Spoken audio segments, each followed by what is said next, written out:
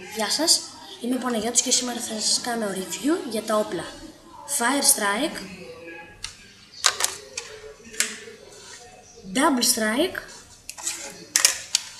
και Side Strike. Θα ξεκινήσουμε με το Fire Strike, αυτό. Λοιπόν, αυτό είναι ένα πολύ καλό όπλο, ιδιαίτερα στη στόχευση, γιατί βλέπετε εδώ, έχει δύο σκανδάλες. Η πάνω σκανδάλη είναι για να εκτοξευθεί η σφαίρα, Elite πάντα, και η κάτω σκανδάλη είναι για να έχει λέιζερ, κοιτάξτε εδώ. Βλέπετε, έχει λέιζερ από κάτω. Αυτό, λοιπόν, για να οπλίσουμε το όπλο τραβάμε το κάνιστρο πίσω, έτσι. Βάζουμε τη σφαίρα Elite εδώ μέσα και άμα είναι και από τις πράσινες Zombie Strike δεν μας πειράζει, το ίδιο μέγεθος έχουν, αρκεί να μην είναι Mega γιατί δεν χωράνε. Και περιμένουμε στοχεύοντας έτσι. Έχει και μια ράδα εκτόξευσης εδώ πάνω και μπορείς να βάλεις sniper, δηλαδή διόπτρα και laser. Εντάξει, laser δεν θα είναι και πολύ χρήσιμο γιατί έχει το κάτω, αλλά για να είσαι πιο σίγουρος εδώ πάνω. Άρα, και στοχεύεις κάπως έτσι αν δεν έχεις διόπτρα.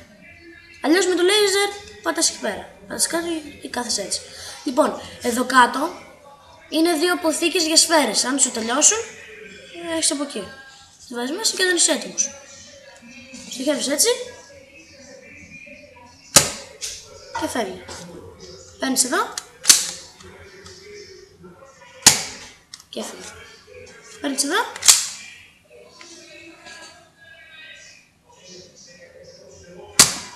παμ, έτοιμο. Άρα έχουμε και λέμε πάει το Fire Strike. Πάμε τώρα στο Double Strike που είναι Zombie Strike, βλέπετε εδώ. Λοιπόν, αυτό το όπλο είναι καλό γιατί στην εναλλαγή των σφαιρών είναι λίγο γρήγορο, γιατί όπως λέει και η ονομασία Double Strike, δηλαδή διπλό χτύπημα, δηλαδή δίκανο. Έχει ένα κανόνι εδώ που είναι μία σφαίρα, εδώ, και ένα εδώ η άλλη. Άρα, οπλίζει έτσι. Εδώ που είναι βλέπετε εδώ, το κάνιστρο, το τραβάς πίσω και είναι έτοιμο.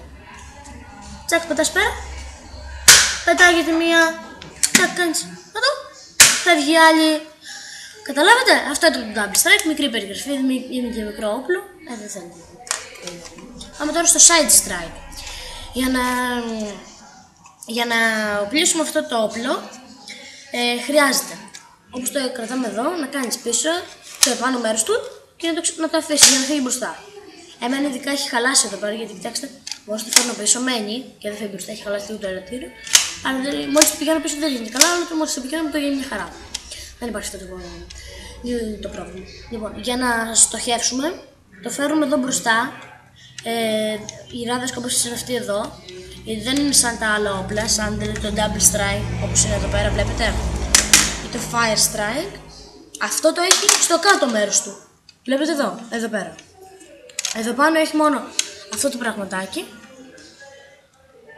και αυτό εδώ πέρα. Και στοχεύουμε κάπως έτσι. Και όπως το κάνουμε εκεί, πετάς μια σφαίρα πέρα.